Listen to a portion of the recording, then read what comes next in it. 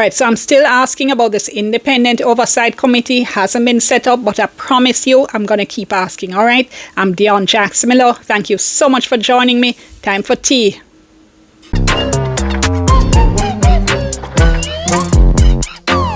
Now, hurricane relief supplies and money have already started to pour into Jamaica, all right? And we have to have proper oversight and accountability. As I said in my last video, the 2-foot puss them a gear up themselves, them a try get ready for thief off the Hurricane Melissa money. We have to make sure that doesn't happen. So let's start off with my questions at the November 11, 2025 Hurricane Melissa Response Press Conference. Morning, Dion Jackson-Miller, TBJ.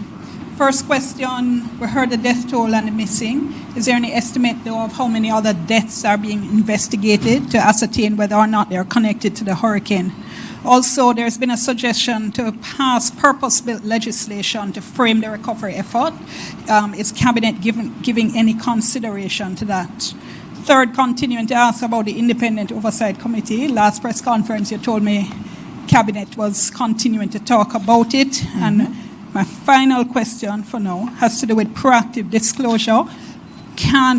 Why isn't there some kind of mechanism via online, website, whatever, to give real-time information in terms of the recovery effort? Money coming in, for instance, expenditure, things like shelters, recovery drops, relief drops, I beg your pardon, all that kind of information, JPS, NWC, all of that could be wrapped in so that anyone can access the information, as opposed to this very tightly curated way of delivering information via the press conferences that's happening now. And for clarity, I'm not saying don't have the press conferences. I'm saying in addition to. Yeah. All right. Those were several questions. I don't think I got all of them written down. But in terms of the oversight body, there is going to be an oversight body, and I should let you know that yesterday in Cabinet, we were looking at the overarching governance framework, looking at what has happened globally. So our international partners were there with us, including the World Bank, looking at what has worked globally, because one of the things you want is to make sure that whatever we do in Jamaica, we don't have to reinvent the wheel. We had an office after Hurricane Ivan that worked. We also have what has happened overseas, and we're looking at what it could look like in Jamaica. And I think Cabinet indicatively approved a structure that has a partnership council as that main body, but we're going to be continuing to discuss it some more. So, but whatever we do, there is going to be an oversight mechanism that's made up of civil society, the opposition, and the church as a part of that oversight. All right, so at the first press conference I went to, I asked about this independent oversight committee. We were told at the time, listen out for an announcement from the Prime Minister. Well, the PM didn't announce that. He did announce a joint select committee of Parliament that would oversee the recovery effort. Very, very good move. We still need the independent oversight committee. At the second press briefing I went to, I asked again. I was told Cabinet was discussing it and what form and structure it should take, which is basically the same question I got when I asked the third time, which leads me to believe this is not a priority, right? There's no reason an oversight committee could not have been already named. There are templates in place for this kind of thing, and you can always tweak and adjust and add people and add expertise as you go along. But it's not happening. And importantly, don't buy into this idea that the priority now has to be about relief. Obviously, it's important to get relief, to get aid to all the people out there who are suffering. But it's just as important that we have the accountability and the oversight going hand in hand with the relief to make sure that what is supposed to get to the victims of the hurricane actually does get to them. Honestly, at this rate, by the time they name a committee and then it gets up and gears up and starts working, God knows how much money would have been spent and supplies distributed. Watch the money. So let me say how happy I am to hear that the Auditor General will be doing real-time auditing of the relief process. Her office says she's going to be looking to see if internal controls are adequate to prevent potential fraud, waste, and abuse of public resources. She's going to be looking at whether proper information technology controls exist over the supportjamaica.gov.jm website, which has been set up to take in public donations. She's also going to be looking at whether proper accounting and record keeping of all donations is taking place and looking at procurement as well. So that is all excellent, right? As I've said before, I have the highest regard for the Office of the Auditor General and for the Auditor General herself. I have to say this real-time audit was a fabulous idea, and it does make me a little bit more comfortable. In terms of proactive disclosure, I think you are correct. In terms of the financial intake, and this is something that we need to note, we're very transparent in terms of Support Jamaica and what's coming in through Support Jamaica. I give those numbers when I come here. There are lots of other donations that are coming in that go directly to other donors. There's a lot of money coming to the country.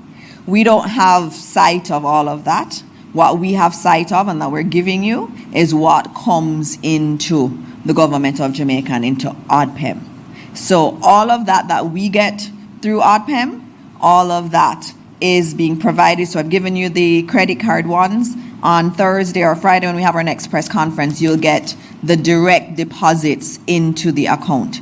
That's what we have. And then at ODPEM also has, whenever goods are sent in care of ODPEM from any donor and it's cleared, they have that inventory management of that. But of course, a lot of goods do come in, and it's not for ODPEM's distribution. It's for Food for the Poor or GEM or one of the persons that's operating. Now that's separate.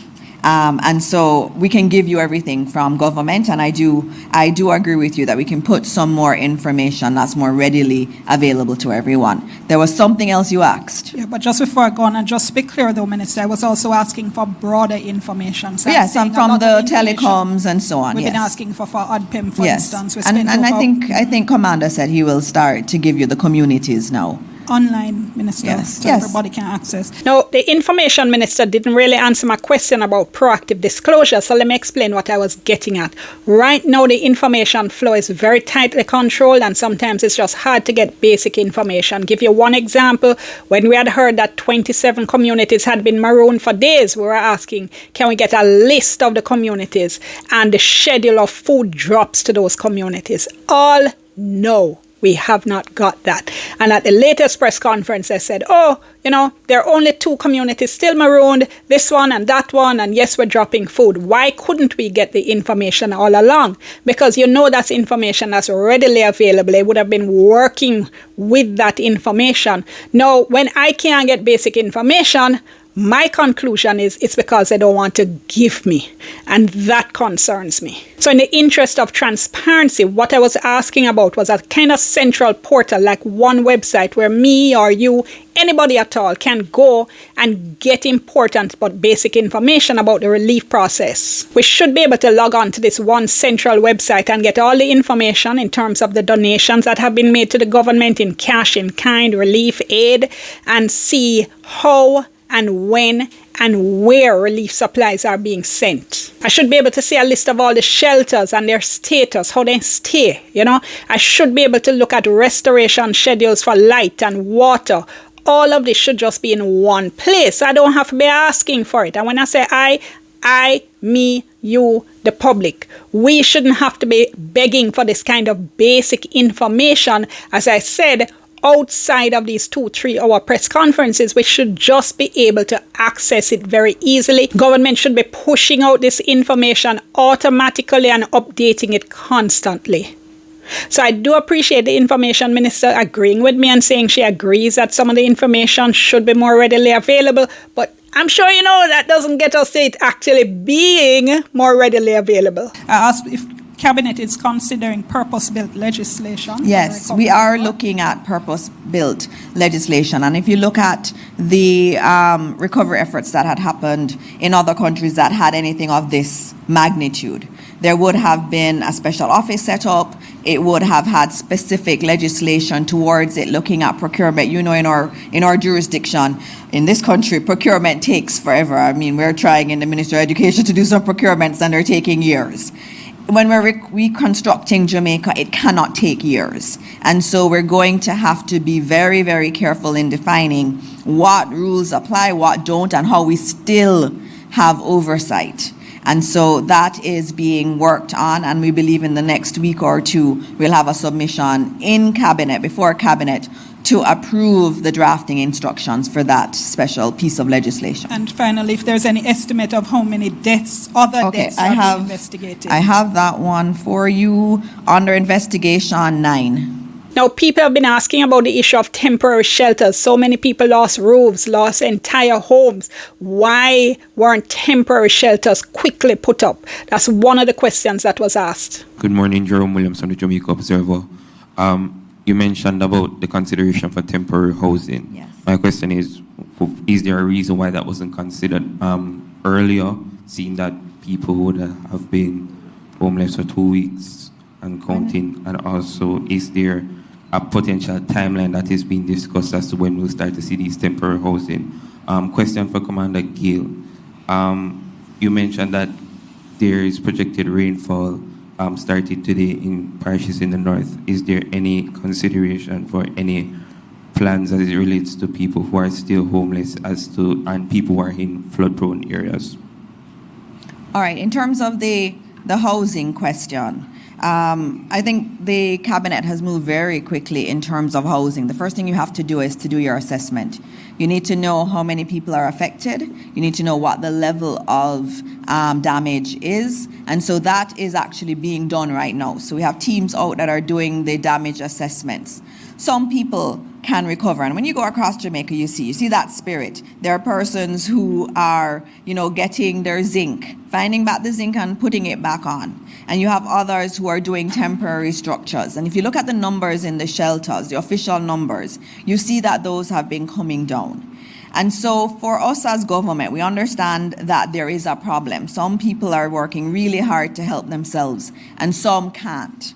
And you have to have that number of those who need the temporary facilities. You also need to know what size. Is it mainly single people? Is it big families? Some homes that have been destroyed may have had 3 or 4 families living on that one piece of property. So you have to do the assessments. And so what we've done now is to start to get quotations on a range of different kind of solutions for, maybe an elderly person who's living by herself versus a family that has several people in the home versus one that's more communal in living. And so we have those quotations, and we've been looking at what's the fastest way. And remember I spoke about dignity.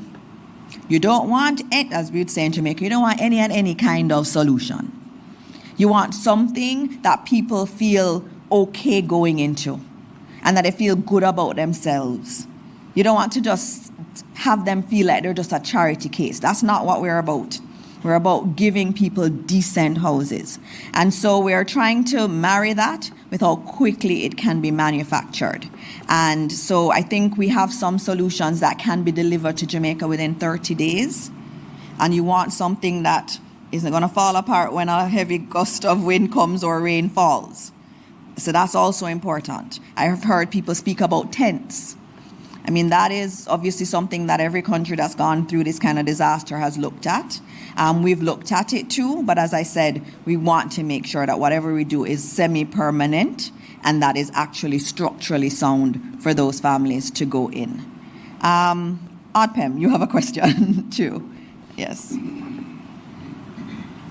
So I won't add to what Mr. Dixon indicated, but what I'll say is that we would have been monitoring the cold front coming from the north and a system that was coming from the south since last Thursday. And my direction to the various NGOs and government agencies was to cause for the roughly 45,000 tarpaulins on island, as at last week Thursday, to be distributed. More than 80% of those have been distributed, particularly because we were expecting this event to occur. So immediate shelter needs, and then we move on to the more long-term matters that Minister spoke of a few seconds ago. Well, I don't think they've moved quickly on the issue of temporary housing at all.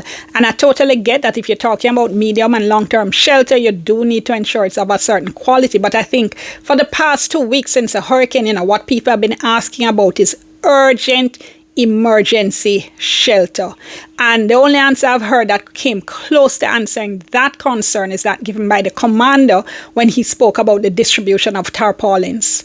All right, gonna leave it there. So what do you think? Comment below. As always, keep it civil, right? Like the video, share it with somebody you think might be interested, and subscribe to the channel and click the notification bell so you know anytime I drop a new video. I'm Dion. Thank you so much for watching. Back to my tea.